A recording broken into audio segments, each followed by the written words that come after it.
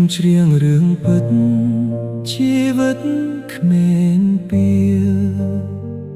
ពេលឈឺទើបដឹងក្រំគ្រាកាលជាធ្វើបាបគ្រួសារ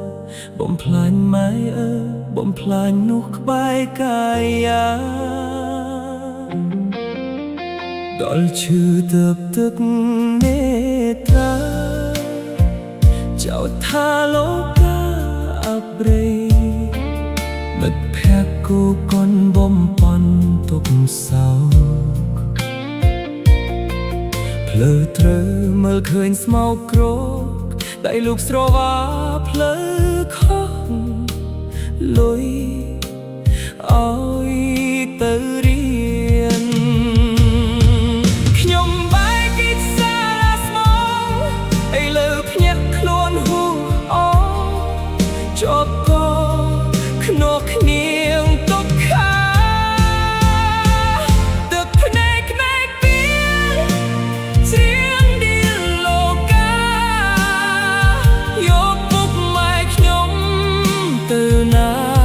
នេត្រាខ្ញុំមើលមិនឃើញសល់ត្រឹមរូបថតប្រឡាក់រងដោយផ្សែងភ្លើងហេតុអ្វីស្ងាត់លេះផ្ទះយើងពេលឃើញកូនស្លុតចិនដា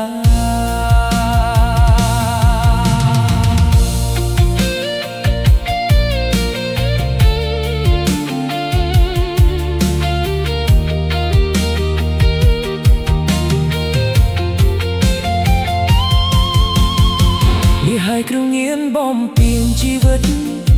លីពីក្មេងពីលអងក្រិតផ្ដាំមិត្តជួយពីចា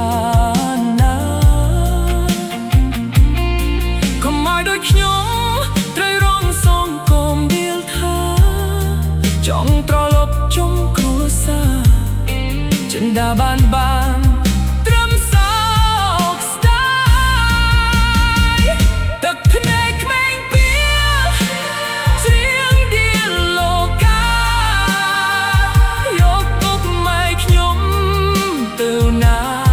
នេត្រាខ្ញុំមើលមិនឃើ